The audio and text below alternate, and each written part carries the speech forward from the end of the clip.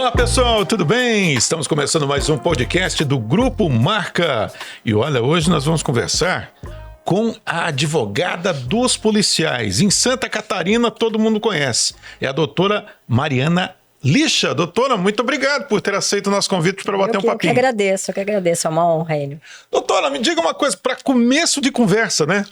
De onde é que surgiu essa vontade de ser advogada? Que essa profissão é uma profissão desde sempre? Foi na hora de fazer o vestibular? O que eu vou fazer? Como é que foi essa decisão? Foi fácil? É assim, quando a gente não sabe muito o que fazer, a gente vai fazer direito, né? Porque é uma faculdade, é uma área de especialização que realmente dá para fazer muita coisa, né? Tanto que eu demorei algum tempo ainda depois de formada para advogar, né? Talvez uns 3 ou 4 anos para resolver advogar ainda. Mesmo porque o direito lhe dá várias opções, Exato, concursos públicos, sim, né? Sim, dentro da própria administração de empresa, dentro da iniciativa privada, a gente tem aí algumas oportunidades que é importante, né? O conhecimento das áreas abordadas na universidade. Então, quando a gente não sabe muito o que fazer, a gente vai fazer direito. Foi mais ou menos isso, tá? Pois é, doutora, mas então, quando se fala em advogado, tem aquelas especialidades, né? Sim. Que são aquelas dos advogados milionários, que faz, sei lá, nem sou capaz de mencionar aqui, mas o pessoal conhece. Como é que surgiu essa sua vocação, essa sua especialização para atuar especificamente com policiais? Depois, como eu falei, né, depois de formado, eu demorei um bom tempo ainda para resolver advogar. E aí, quando eu comecei a advogar na área diplomática. Nossa! Eu advogava para um consulado. Um consulado europeu no Brasil, fazia boa parte aí de documentação, até que alguns amigos policiais começaram a ter problemas, isso há quase 15 anos atrás que eu comecei nisso. E aí, como a gente faz uma defesa aqui, faz uma defesa ali, e aí depois a gente acaba tendo isso como não é bem um hábito, mas a gente acaba tendo isso como uma vocação, né? O direito policial, como generalidade, o direito militar um pouco mais específico, ele requer uma habilidade bem específica, Enio. Assim, você tem que claramente escolher um lado. Não dá para você advogar no direito policial e no direito criminal também. Como é comum, não é incomum isso, né? O meu advogado é o fulano, mas ele é um advogado criminalista. E aí o policial na recepção vai encontrar com o vagabundo que ele prendeu. E daí já é um conflito ético, exato, difícil de lidar, mas né? isso não é incomum. Advogados mesmo? Especialistas mesmo, bancas especializadas em direito militar no Brasil, talvez não cheguem a 20. Quer dizer, em resumo, seria mais ou menos o seguinte: é o advogado que ele trabalha para o mocinho e para o bandido. É muito comum. É muito comum. É muito comum pela proximidade entre as áreas, né? Apesar de ter uma diferença significativa, elas não se confundem, né? O direito militar, o direito penal militar é um, o direito penal comum é outro. Mas alguns pontos são muito parecidos, né? E às vezes o policial, no desespero, ele vai procurar um criminalista. Às vezes até numa situação de tribunal do júri, por exemplo, uma situação de confronto que aí desemboca para homicídio, ele acaba caindo na mão de um criminalista. Então, para a gente trabalhar no direito policial, no direito militar, a gente tem que escolher um lado. Agora, só para fazer justiça aos advogados criminalistas... Que fazem um importante trabalho. É direito de todo mundo ter um advogado, né? E quantas vezes nós nos socorremos também a bons criminalistas, né? Dependendo da gravidade da ocorrência envolvida. Até porque a gente tem que entender de criminologia, né, de teoria criminal, teoria do direito penal, para poder se aprofundar no direito penal militar, no processo penal militar. Elas são áreas que elas não se confundem, mas elas se assemelham. Mas o diferencial é realmente a gente escolher um lado, né? Então, esse acho que sempre foi o meu diferencial e foi o diferencial de advogados militares que eu conheço, né, que advogam no Brasil. A gente tem alguns, aqui em Santa Catarina, talvez a gente não chegue a 5, mas tem alguns bons advogados que atuam na Justiça Militar aqui. No Brasil também tem alguns, em São Paulo, no Distrito Federal, a gente tem alguns colegas que fazem um excelente trabalho. Mas todos eles trabalham com exclusividade para a polícia. É muito diferente. Polícia e bombeiro e forças armadas, né? Mas muito mais a polícia. Por exemplo, é muito diferente a situação dos policiais militares em relação, por exemplo, aos policiais civis? Totalmente diferente. Bem diferente, porque a justiça militar é uma justiça especializada. Então, ela está dentro do direito, do grande guarda-chuva do direito. Nós temos algumas justiças que são especializadas, a federal, a eleitoral, a militar. E, então, a justiça militar, ela é uma justiça especializada. Deixa eu levantar um caso hipotético aqui. Claro. Então, imaginando que... Vamos imaginar, houve agora, recentemente, no Rio de Janeiro, um caso de assassinato entre 2 policiais militares. Sim. Mas vamos imaginar que fosse um caso envolvendo um policial militar e um civil. Que justiça que vai... Se tivesse o homicídio, como foi nesse caso, né? A competência é sempre da justiça comum. Daí é comum. É sempre. E mesmo que fosse militar contra militar. Por quê? Porque a competência do tribunal do júri, ela é absoluta. Então, a competência da JM, ela tem uma série de regras, militar contra militar, militar da ativa contra militar da reserva, usando equipamento da corporação, tem uma série de regras que se encaixam no que é crime militar. Mas sempre se ressalva a competência do tribunal do júri. Então, nesse caso, é homicídio. Então, como é homicídio, a competência é absoluta do tribunal do júri de qualquer forma. Mas se fosse, por exemplo, uma lesão corporal, não chegasse no homicídio, tivesse ali uma via de fatos e teve uma lesão corporal grave, por exemplo. E aí, se fosse militar da ativa contra militar da ativa, a competência é da justiça militar. Entendi. Se fosse policial militar contra policial civil, a justiça militar iria apurar a conduta dele como policial civil se ele fosse o agressor. Se ele fosse a vítima, a competência da justiça comum. Nós estamos falando com a doutora Mariana Lixa, que é conhecida como a advogada dos policiais aqui em Santa Catarina. Doutora, recentemente não, né? Já faz alguns anos foi introduzido um equipamento que os policiais militares são obrigados a utilizar, que é a câmera, né? Câmera de uso individual. Que são utilizadas durante as ocorrências, durante todo o serviço, todo né? Serviço. De um modo geral, a introdução de câmera e segurança é sempre bem vista porque ajuda a identificar criminosos ou sei lá o quê, né? E como é que tem sido isso para a senhora que é advogada, nos seus casos? Essas câmeras que os policiais usam, foi uma boa? É contraditório isso, Enio. Assim, essa tendência ela é mundial, fato, né? Algumas corporações mundiais já usam ainda, inclusive nas próprias viaturas, né? A viatura, quando ela para, ali já tem, ali no local do retrovisor, ela já tá filmando. Inclusive filma a ocorrência, revistando, né? Isso é uma tendência mesmo, né? E alguns policiais aqui já tinham as suas câmeras particulares, justamente para se resguardar de processos futuros. Como proteção. Como proteção, já usava a GoPro, já usava algum item que estava filmando, às vezes uma caneta, às vezes alguma coisa, sempre avisando que estava sendo filmado, mas já se tomava essa precaução até por orientação de defesa mesmo, né? A implantação das câmeras aqui em Santa Catarina, ela passou por um período de adaptação que foi contraditório, né? Existia um momento em que a câmera ligava sozinha. Então, ela começava a filmar no trajeto. Então, no deslocamento da ocorrência, às vezes um policial comentava com outro nomes, situações particulares ali da atividade, e depois esse material era divulgado, porque esse material em tese é público. E isso acabava gerando um problema. A gente teve ocorrências onde o policial precisou ir ao banheiro, né? Teve uma feminina, inclusive, nessa situação, que foi tudo filmado. Nossa! Então, no começo, sofreu uma adaptação bem delicada. Depois, teve a grande problemática, que era quando que essa câmera é acionada, então. Né? O policial, ele aciona e desliga? Ele tem essa prerrogativa? Não tem. Né? Essa ocorrência, ela começa a ser filmada quando a central gera a ocorrência. E aí, ela começa a filmar. Mas aí a gente tem um outro problema. A viatura diária, a guarnição diária está fazendo a ronda e ela se depara com uma ocorrência e a central não é acionada. Nesse caso, não grava. O policial pode acionar. Ele tem a opção de acionar.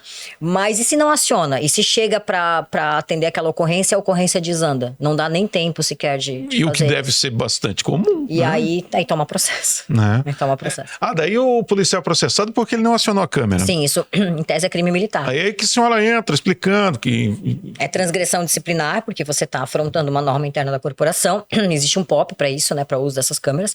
E também está afrontando o Código Penal Militar, porque o Código Penal Militar ele tem um artigo bem genérico que fala que é crime militar você descumprir normas da corporação. Mesmo as novas normas que são introduzidas. Então, se existe uma norma que diz que a câmera tem que ser acionada e você não aciona, então você, além de cometer transgressão disciplinar, você está cometendo crime militar. Se leva em consideração que, por alguma razão, é um dispositivo eletrônico, ele pode falhar. Sim, e não é incomum isso, tá? Não é incomum, assim, as imagens estarem corrompidas. Hoje, atualmente, existe uma segurança na tratativa dessas imagens e para a defesa, elas acabam sendo de bom uso, né? Entendo eu que o uso das câmeras, elas são plausíveis. Ainda entendo que tem alguns ajustes para serem feitos, mas elas hoje é uma importante ferramenta de trabalho. Mas essa câmera que os policiais são obrigados a utilizar, ela quem são os policiais? Só os que estão em serviço na rua? Os que estão no serviço, a guarnição inteira, não é cada um que tem uma câmera de uso, né? Um dos, ele tem que estar portando. Entendi. E aí, às vezes, acontece dela não filmar por alguma razão, não ser acionada por alguma razão, a guarnição inteira acaba respondendo pelo menos o inquérito, né? Agora, a introdução dessa câmera, será que o objetivo a senhora mesmo falou que é proteger o próprio policial. Mas, por outro lado, eu já vi algumas vezes essas câmeras serem utilizadas para demonstrar, olha aí o que o policial fez. Na grande maioria das vezes, né? Lamentavelmente, sem hipocrisia nenhuma. Na grande maioria das vezes. Porque muitas vezes tira do contexto, porque a gravação, se você pegar um trecho, de repente o policial está um pouco mais agressivo por alguma razão, né? Hoje, essas tratativas, não é mais possível baixar essas imagens, elas ficam só acessíveis para consulta e precisa ter acesso ao processo, precisa se logar no processo para poder... As partes poderem estar acessando aquela imagem, mas até pouco tempo atrás não era. Então essa imagem não pode ser disponibilizada, por exemplo, para a imprensa? Não pode, mas já aconteceu várias vezes. Eu tive um caso emblemático aqui, que essas imagens elas foram vendidas para o Intercept. Eu lembro, o caso de Itajaí, de uma panificadora. Isso, e tive outro também, que foi fora de Santa Catarina. Eu tive outro em São Paulo também, que foi num outro estabelecimento dentro de um shopping, que também essas imagens foram vendidas para uma imprensa local, de televisão, imprensa de imagem, e foi muito complicado. Foi muito complicado. E são casos onde os recortes são feitos da forma como melhor tendencia ali, né? Como melhor interessa quem está divulgando aquilo. Onde o advogado não é questionado, o policial não pode se defender. Às vezes ele nem sequer sabe que aquilo está sendo alvo de divulgação. Não tem nem processo aberto ainda, né? Porque muitas vezes a suposta vítima, ela conta essa história, e aí pelo nome é possível chegar no processo. Se ele é público, até então era possível acessar o arquivo do processo, e aí com o arquivo do processo se tinha acesso a essas imagens. E o policial acabou o serviço, né? Ele concluiu o serviço, o que está equipado com a câmera. Sim. Ele chega lá no batalhão, na companhia, ou no pelotão, não sei onde é que ele vai chegar. Ele coloca para carregar, essas imagens são descarregadas, e a próxima guarnição já pega um equipamento carregado. Ele consegue ver o que foi ou não? Nesse momento, não. Não. Essas imagens são disponibilizadas quando existe abertura de inquérito policial, né? Que é quando alguma coisa durante aquele serviço gerou uma alteração que gerou a necessidade de investigação. E aí, no momento do inquérito, obviamente, né? Para qualquer pessoa se defender, ainda que na fase investigativa, ela tem que ter acesso às provas. Então, essas imagens, elas são disponibilizadas a título de prova. Mas é só nesse momento. Né? Via de regra, elas são arquivadas. É claro que não são as imagens, são uma das ferramentas utilizadas nesse tipo de processo. Sim. Mas quando a gente grava alguma coisa e a gente vê depois, meu Deus, eu fiz isso, a gente até, de repente, até o policial às vezes se surpreende que, eu falei nesse tom, pensei que eu tinha sido mais sutil para falar, não é? A realidade, né, Enio, é que o policial da linha de frente, o policial que está operando, ele enfrenta uma realidade muito complicada. Né, onde a tomada de decisão é uma tomada de decisão muito rápida. E esse é o grande problema da atividade policial do ponto de vista da defesa policial. O que acontece? Muito na prática, nós temos os policiais que operam, que são os policiais que vão para a rua mesmo. Né? Policial que opera é policial que confronta. Policial que confronta é policial que é processado. Isso não tem como escapar dessa retórica. Né? Ele vai ser policial que trabalha, policial que responde processo. Um momento ou outro ele vai ter algum problema. Sempre. Mas aí o que acontece? A gente hoje ainda tem um judiciário e uma corregedoria extremamente negacionista. Né? São julgadores, de forma genérica, que elas negam totalmente a realidade da atividade policial. Então você pega um policial que às vezes teve 2, 3 segundos para decidir se puxava o gatilho, se imobilizava de uma forma diferente, se usava espardidor, se usava tonfa, se usava calibre 12, o que ele usava ali para controlar aquela ocorrência, se pedia reforço ou não pedia reforço. Ele tem segundos para tomar essa decisão. E às vezes o judiciário, os corregedores, eles têm 2, 3 meses para proferir uma decisão em cima de algo que você teve 2 segundos para decidir. Doutora, eu estou falando com a senhora aqui, eu me lembrei de uma situação, eu vi na internet um jogo de basquetebol nos Estados Unidos, uma moça completamente desequilibrada, tentando agredir o policial, e o policial gigante, com 2 metros. Se fosse aqui no Brasil, ia ser uma comoção. Sim. Deu um tapão nela que ela ficou desacordada. Sim. Eu vi que os americanos aplaudiram os torcedores que estavam no entorno, como viram que ela estava completamente fora de si, eles aplaudiram a decisão do policial que acabar. Depois eles levaram ela, eu imagino, presa, né? Aqui no Brasil, eu acho que seria a repercussão um pouco diferente. Né? Sim, aqui existe um pouco de cultura no Brasil que direitos humanos, é só para bandido e tal. Isso tem um pouco disso ainda no Brasil? Tem muito disso. É da cultura do brasileiro? É fato que melhorou, né? E isso o que a gente vai fazer, a gente vai esperar alteração legislativa? Não. A única forma de mudar a realidade policial é a gente entender a realidade que ele tá. Né? É a gente ter promotores, juízes, delegados, corregedores, cientes e conscientes de como esse policial está operando. Você pega os policiais do Jacarezinho, por exemplo, os policiais da CORE que subiram o Jacarezinho no Rio de Janeiro, todos foram processados. Todos. Sem exceção. E são, na verdade, vítimas até hoje, né, de um verdadeiro linchamento moral pela imprensa até hoje. Então, e aqui em Santa Catarina também não tá muito diferente. Né? O fato é que a gente está vivendo, isso é inegável, a gente está vivendo um período de guerra híbrida. Nós estamos em guerra. A gente tem que entender isso de uma vez por todas. A gente vive uma realidade de conflitos transversais. O Rio de Janeiro é uma verdadeira área de conflito civil todo dia. E aqui em Santa Catarina não é muito diferente. Nós tivemos esse ano um policial de Florianópolis que tomou 11 tiros de fuzil. Foi numa favela em Florianópolis, exatamente, né? Exatamente. E ele tomou 11 tiros de fuzil de um AK-47. Que é uma arma que ninguém tem acesso. Aí vem dizer que são os atiradores. Deveria, né, os atiradores que estão armando o crime organizado. Me desculpa, não é? Isso desde sempre não é. E não é agora não é e não era antes também. Então, e aí o grupo de operações especiais de Santa Catarina foi acionado, juntamente com, né, os patrulhamentos táticos locais. E esse indivíduo acabou sendo neutralizado no início da manhã.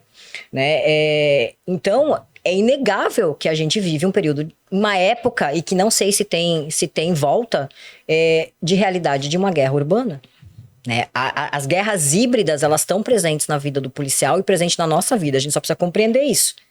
Agora, enquanto os julgadores não compreenderem isso e acharem que o policial troca tiro porque quer, vai ficar complicado. Doutora, a senhora tocou num ponto importante. A questão do disparo de arma de fogo do policial em serviço. Isso. Me parece que não é tão simples como as pessoas imaginam. Por exemplo, a gente vê um filme, o policial sai atirando para tudo que é lado, é uma tranquilidade, agora vamos só para o cano da arma e vai para casa. Não. Né? E não é bem assim, né? Não, primeiro que no final de todo serviço onde houve disparo, seja de qualquer natureza, inclusive de elastômero, né? Perdão, o que a senhora falou? Do tiro de borracha, o elastômero, eu nem sabia, né? Que isso era tiro de borracha. Qualquer disparo tem que ser relatado. Então, quando o policial assume o serviço, ele vai na reserva de armamento, ele se arma com o equipamento disponibilizado e ali é colocado para ele um número de munição loteada. Essa munição e esse equipamento, ele tem uma numeração. Então, se sabe aonde está cada equipamento e cada munição da corporação. Quando ele retorna desse serviço e houve confronto e houve disparo, tem que ter um relatório de disparo. Aí eu peguei 10 munições, estou devolvendo 5. 5 eu disparei. Então, eu disparei 5 munições de ponto .40. Nem que seja um disparo acidental, ele vai ter que reportar. Tem que relatar. Ele tem que relatar. Então, quando tem um confronto letal, na maioria das vezes letal, é muito difícil um confronto que não seja letal, né, em que há sobrevivente quando se atira contra a polícia, e de fato acho que também nem tem que ter mesmo, né, atira contra a polícia, tem que tomar tiro para morrer mesmo, mas essa é a minha opinião, né. Não, eu acho que se o bandido atira contra o policial, ele está atirando contra o Estado. Com toda certeza, é uma afronta ao Estado, Então, geralmente os confrontos são letais. Né? Geralmente são. Mas confronto letal e não letal, primeira coisa é o relatório de disparo. Depois a Polícia Civil via IGP vai fazer tanto a autópsia de corpo, né? Como vai fazer o local de crime? Então vai ser recolhido estojo, vai ser confrontado se aquele calibre informado é o mesmo calibre encontrado no local, para saber se eventualmente não foi utilizada uma outra arma que não foi relatada, ou se o policial não estava usando uma outra arma que não era da corporação, enfim. Então, primeiro que isso tudo é relatado e é confrontado com os documentos da Polícia Civil. E aí a corporação ela abre o inquérito policial militar. Então, todo confronto é aberto o inquérito policial militar. A senhora mencionou uma possibilidade aí. É ilegal o policial em serviço, ele, por exemplo, talvez por não confiar no equipamento que lhe fornecem, ele ter uma arma dele? Não, ele tem que estar em serviço, ele tem que usar equipamento da corporação. Ah, é? É. Ainda que ele desconfie que não seja o armamento adequado, ou a senhora diria que... Não, hoje em dia nós não temos esse problema. Mas no passado acontecia há algum tempo, há muito tempo atrás, né? Mas a Polícia Militar aqui em Santa Catarina, ela investe pesadamente. Né? É bem equipada? Muito bem equipada. Inclusive, agora, essa semana, está tendo inclusive a habilitação da Beretta, né, aqui em Santa Catarina, e a Polícia Civil está toda equipada com Glock também. Então, a gente não... Esse tipo de problema não seria um enfrentamento viável nesse momento, porque não há essa possibilidade. Mas o policial, de um modo geral, ele tem a arma dele? Às vezes ele tem a arma dele, mas a arma da corporação pode ficar cautelada para ele. Ah, ele pode? Pode, inclusive quando o policial recebe um kit. Esse kit é composto por algema, colete, alguns itens ali o básico do trabalho, né? Para que ele possa... E a própria arma, né? Então a senhora diria que se um policial procurar a senhora informando que ele utilizou uma arma que não é da corporação, a senhora vai ter bastante trabalho para defender. Serviço? Olha, há muito tempo que eu não escuto falar isso. Então é uma coisa que é do passado. Há muito tempo que eu não escuto falar isso, né? É bem difícil da divergência entre o calibre informado no relatório de disparo e o calibre encontrado no local de crime. Entendi. É muito difícil. O que acontece, às vezes, é divergência entre o número de disparo e o número de perfurações no corpo. Isso às vezes acontece. Aí a gente vai entrar num campo que é da medicina legal, que pode ser muita coisa. Pode ter perfuração de reentrada, pode ser uma munição que atingiu 2 lugares do corpo e acabou fazendo 2 perfurações. Pode ser muita coisa, né? Pode ser o parceiro, pode ser... Enfim, pode ser a outra guarnição, pode ser muita coisa. Agora, calibres diferentes, divergência de calibre informado com calibre encontrado na cena de crime é muito difícil. Doutora, eu sou policial, eu tô com a minha viatura e tem um maluco correndo para chuchu com outro carro. Certo. Eu acho que seria recomendável atingir esse carro para que ele saísse da pista, que eu conseguisse parar esse carro, porque eu penso que ele pode causar problemas para as pessoas que estão circulando. Isso é muito complicado. Quem paga essa conta? O carro danificado, de repente até o outro carro envolvido, vai que é um carro furtado. Sim. Como é que funciona isso? Perseguição automobilística é um assunto bem, bem delicado, porque tem toda a questão da via pública envolvida, né? Nós tivemos, não faz muito tempo, aqui em Itajaí, a viatura atingiu um muro, esse muro atingiu um civil que estava, acho que em cima do muro, salvo engano, que veio a óbito. Né? Então não foi numa perseguição isso. Tiveram até 2 casos aqui, inclusive. Acho que foi num ponto de ônibus e um foi no muro. Então, perseguição em via pública é muito delicado. Então, hoje as viaturas também são muito bem equipadas, mas até pouco tempo atrás, geralmente as viaturas não davam nem conta de alcançar. Talvez há 10, 12 anos atrás, as viaturas não davam conta de alcançar. Sim. Eu tive um caso, hoje ele já é subtenente em Itajaí, ele parou um carro na rua, e ele fez o confisco do carro para poder fazer a perseguição, porque a viatura policial não alcançaria aquele indivíduo que tinha se evadido. E ele parou, né? Ele fez... Então, isso é permitido pela legislação, né? Ele parou um carro privado, que era um carro mais potente, pegou esse carro, né? Isso é permitido, não sabia. Permitido. Pensa que era só de filme de Hollywood. Não, isso aconteceu, esse caso... Faz mais de 10 anos, mas não é tão longe assim, é meio recente. E a perseguição foi feita com um carro privado, né? E eu já tive um caso em Minas também, que foi feita a requisição administrativa do carro, né? Se evadiu no meio de uma mata e precisava de um carro 4x4 para entrar naquele local, e foi feita a chamada requisição administrativa do veículo, Né? Foi parado um carro com 4x4 ali na via pública para que a guarnição pudesse, então, capturar o indivíduo que tinha se evadido. Isso vale até um corte, viu, Alfred? Você sabia que se um policial pedir o seu carro... Você tem que dar. Você tem que A requisição administrativa, ela salvo engano, teve caso, inclusive, em que houve dano ao veículo, o Estado que vai ter que... O meu carro o policial não ia pedir porque ele ia passar vergonha, mas tem uns carros aí que são bons, né? Nesse caso de Minas, por exemplo, era um carro 4x4. Aquele carro conseguiria entrar naquela região. Era adequado para aquilo. E a viatura diária não entraria. Era um carro normal, um carro 1000. E eu fiz a defesa desses policiais que foram, na verdade, demandados pelo dano do patrimônio privado, né? Mas nesse caso o Estado acabou arcando com as despesas do carro que acabou... Mas a senhora ficou me devendo uma resposta. Eu perguntei para a senhora se o policial atingiu o carro com a viatura, ele está em serviço, com a viatura, ele conseguiu, deu tudo certo. Ele conseguiu parar o carro, prendeu a pessoa que estava em fuga. Sim. Quem é que paga a conta? Porque vai danificar tanto a viatura como esse carro que estava sendo perseguido ou seguido, sei lá qual é o termo. A corporação, o Estado, obrigatoriamente, ele tem que abrir uma investigação para saber as circunstâncias em que aconteceu aquilo. Se foi negligência, se foi imperícia, se foi proposital, se foi circunstancial da própria ocorrência. E aí é aberto um outro tipo de inquérito, que não é o IPM, é o inquérito técnico, o chamado IT. Então, esse inquérito técnico, ele vai avaliar as condições daquele sinistro. Considerando que o policial admita, né? Eu propositalmente fiz isso porque eu achei que seria um mal menor porque o cara estava muito rápido, sei lá. Do ponto de vista da defesa, a responsabilidade é sempre do Estado. Porque a responsabilidade é objetiva do Estado para a conduta do agente que estava em serviço em nome do. Né? Ele vai ter que demonstrar que efetivamente aquilo foi uma decisão correta, é isso? Ou pelo menos útil. Ele não pode deixar claro, e na maioria das vezes isso não acontece, de que houve uma situação de negligência. Eu me perdi no volante, eu estava dirigindo um carro que não era habilitado, que tem viaturas, por exemplo, que precisa de uma categoria diferente para a direção. Eu não tenho habilitação naquela categoria e mesmo assim eu peguei aquele veículo porque eu achei que dava. Aí é uma situação de imperícia. Agora, na grande maioria das vezes, a responsabilidade é do Estado, porque é circunstancial. Aquele acidente, aquele sinistro, ele foi ocasionado pelas circunstâncias em que a ocorrência se desenvolveu, melhor dizendo. Mas já aconteceu, por exemplo, batida em pátio, né? Já aconteceu, por exemplo, viatura do SAMU bater na viatura do bombeiro bater em viatura do SAMU, às vezes na manobra, às vezes lavando, né?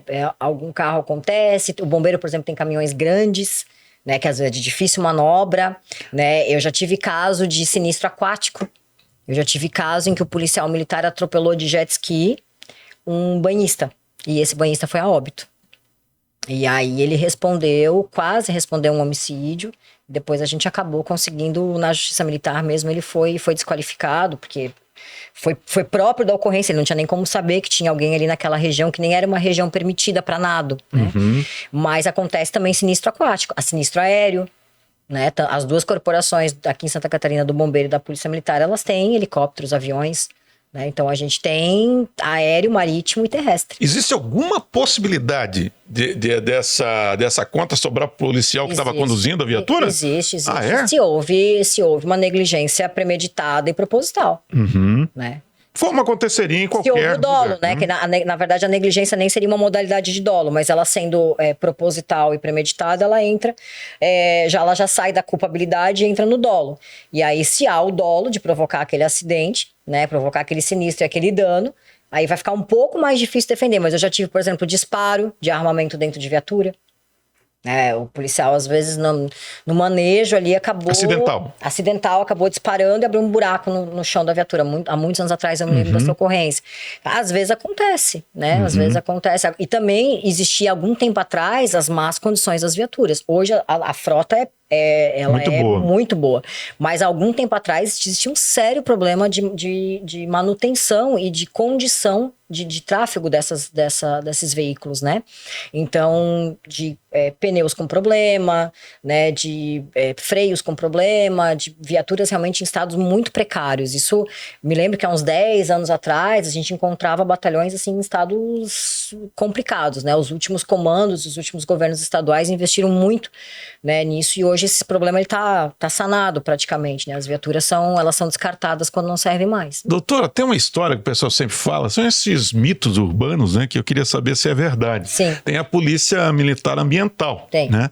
E o pessoal costuma fazer o seguinte comentário, olha, se a pessoa for surpreendida, sei lá, caçando, matando animal silvestre, ela vai ser presa em flagrante, não tem jeito. Sim. Por outro lado, se ela atingir o policial, é bem provável que ela talvez não seja presa em flagrante. Isso é mito? É lenda urbana? Ou a legislação tem alguma coisa... Do ponto de vista legal, é verdade, não é mito não, porque o crime ambiental... ele, dependendo da natureza, claro, porque existem espécies onde há períodos de permissão de caça, por exemplo. Certo. Vamos partir da generalidade, né?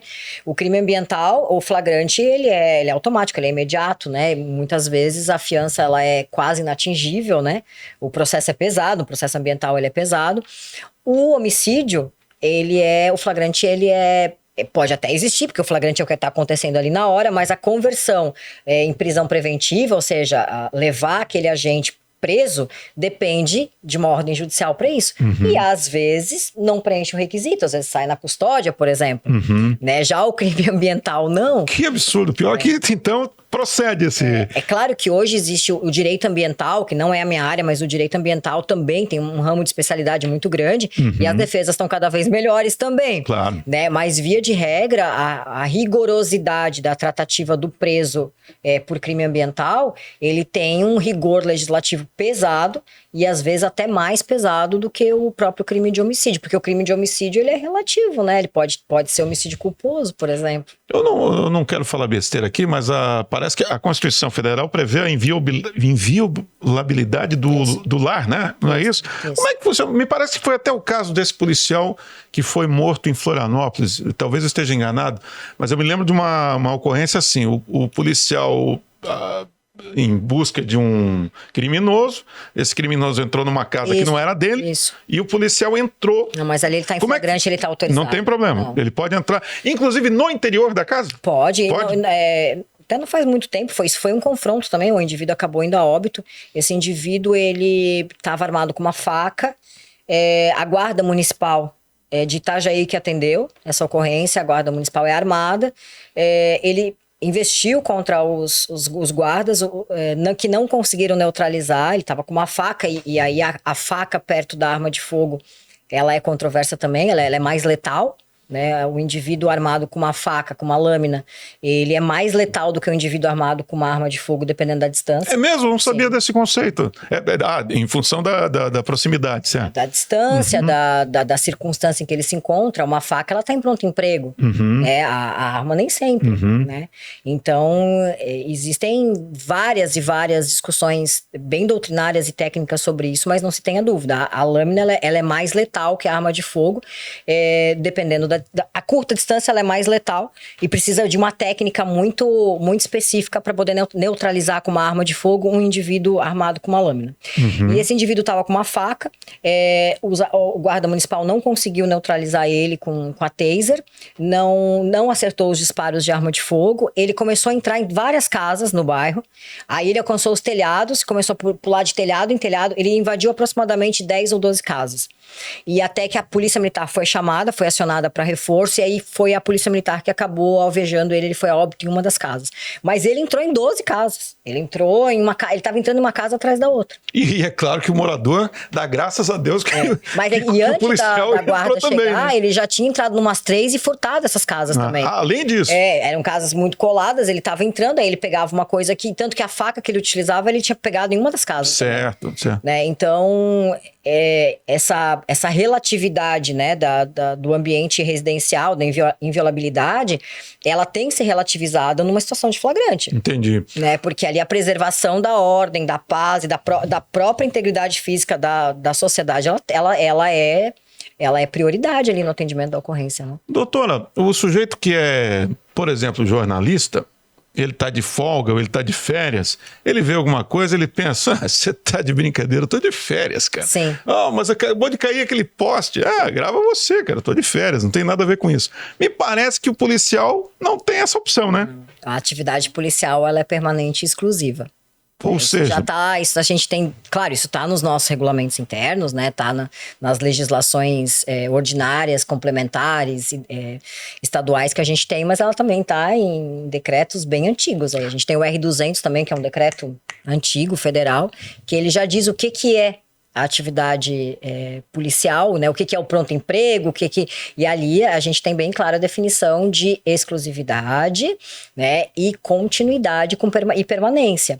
Então a exclusividade é porque o policial ele não pode desenvolver outra atividade, né? Ele é policial militar, ele é policial militar, ele é bombeiro militar, ele é bombeiro militar. Mas traduzindo, eu que não sou um policial, não sou capacitado, eu vejo uma situação, até poderia segurar esse maluco aí, mas não vou fazer porque eu acho que eu vou tomar uma dura no cara e vou acabar apanhando.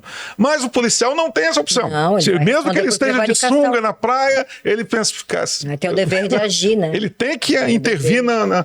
Ele tem o dever de agir, em alguns momentos, se tiver armado, e a grande maioria dos policiais andam armados, podem dar voz de polícia, se apresentar como policial militar, independente de estar fardado ou não, a gente está falando de uma situação de folga, ele pode se apresentar, né, dar voz de prisão e efetuar a prisão numa situação de flagrância ou de iminência. Né? Um policial militar catarinense que está visitando a Serra em Gramado e ele vê algo estranho, ele também vai estar... Ele também tem a obrigação de intervir? Já tive vários casos assim, de policial de folga, de férias, que acaba se envolvendo em ocorrência em outro estado. Uhum. Isso, aí claro, né, aí tem que ver se ali ele é autor ou vítima, né, uhum. Às vezes ele pode ser autor de um disparo, ou ele pode ser vítima de uma situação. Santa Catarina teve, esse cara era meu cliente, talvez uns 8, 9 anos atrás, um policial militar, um soldado, ele foi para São Paulo buscar um produto que ele tinha comprado e ele foi com a arma da corporação, só que era um golpe. Era dentro de uma favela, era um golpe. E quando ele chegou lá, não conseguiu voltar com o carro, foi abordado. E aí, quando foi revistado que acharam a arma com o selo da corporação, ele foi executado. Nossa. Ele foi executado com a própria arma da corporação e ele estava em São Paulo. Então, ali foi uma vítima, né? Então, a investigação é feita pela polícia local, né? O repatriamento do corpo foi feito pelo estado de Santa Catarina e tal. Ele não estava de serviço. Ele estava de férias, estava de folga, mas isso é exceção, né? A maioria das situações envolvem situações que não são letais, né? E aí a investigação é feita pela polícia local, pela polícia interna aqui, se aquela conduta dele pode ser reprovável ou não por alguma razão, né? Mas o dever de agir, ele é intrínseco da atividade.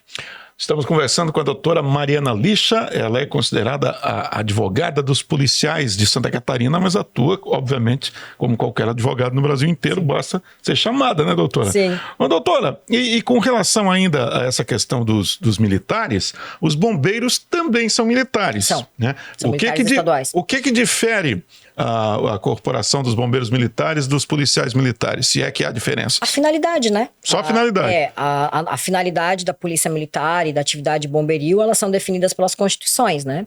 Então, a polícia militar, ela é força reserva das Forças Armadas, né? Então, ela é força reserva do que a gente tem como, principalmente como exército, a aeronáutica, a força aérea. E os bombeiros, eles têm uma finalidade específica que está regulado nas constituições federal e estadual.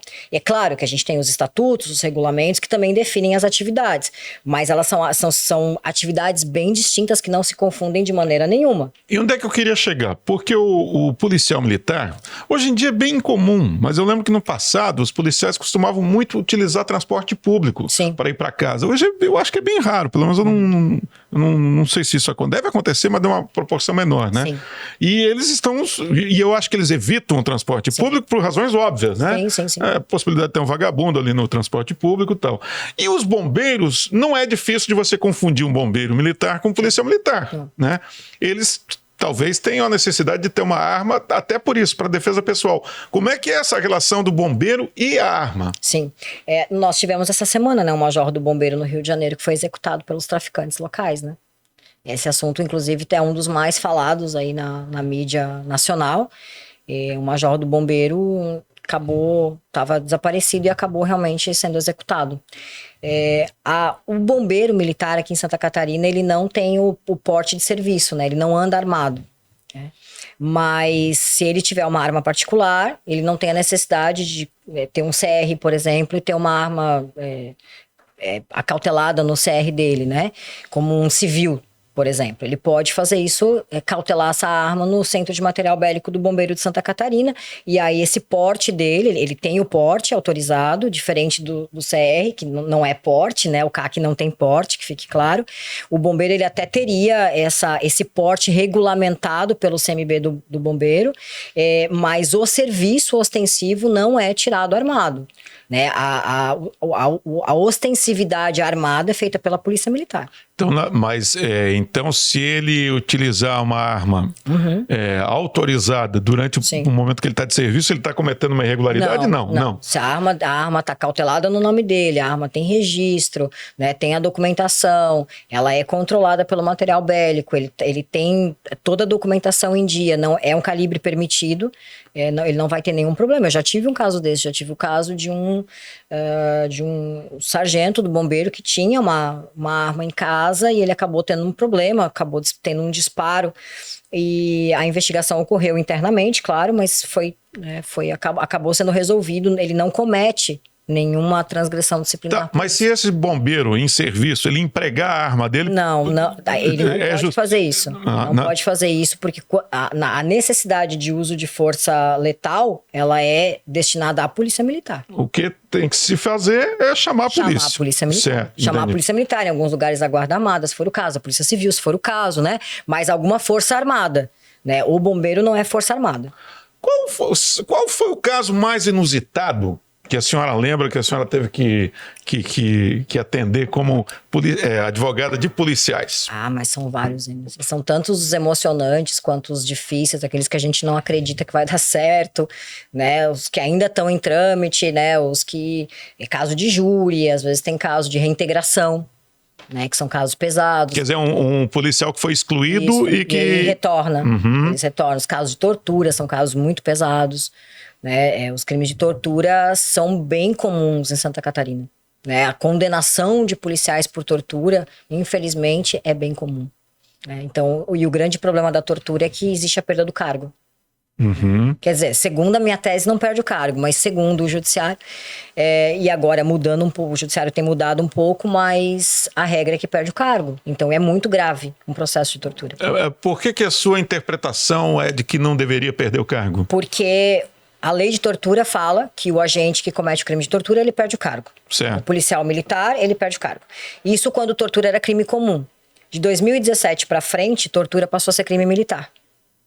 E a Constituição Federal, no artigo 125.4, ela fala que o militar só perde o cargo em procedimento específico. Então, não pode ser automático. Entendi. Uma questão técnica. Por isso que a senhora entende que não deveria. E aí a gente começou a levar isso para o judiciário, esse debate para o judiciário.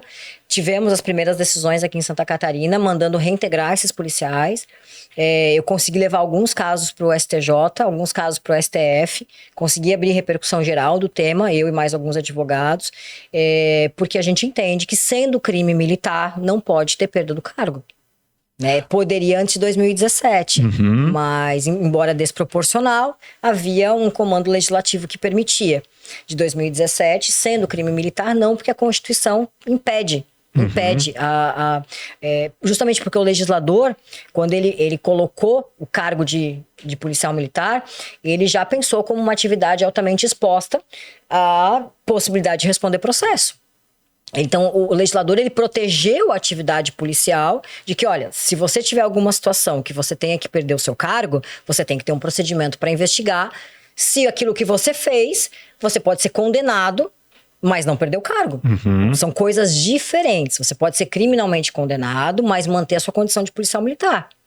Então, o legislador, ele já conferiu essa proteção em virtude da natureza da atividade. É uma atividade que ela tá muito, muito exponenciada, né? O risco de responder processo é muito alto.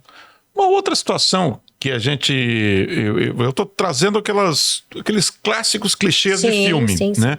A polícia perseguindo ou seguindo, né? Perseguindo parece que não pode fazer. Não existe perseguição, parece. Tem que seguir, né? É que a perseguição, ela, do ponto de vista da epistemologia da palavra, ela é um pouco mal utilizada, né? A polícia acompanha. Ele acompanha, o acompanhamento no deslocamento, e aí, quando é possível fazer a interceptação, ou que outra viatura de área faça, ou uma viatura tática, ou às vezes até por helicóptero, né? Então, às vezes é comum chamar o reforço aéreo também. E se o policial usar aquela tática clássica de empregar a arma, disparar, por exemplo, contra o pneu do carro, na esperança que o pneu... Em via pública, não. É problema.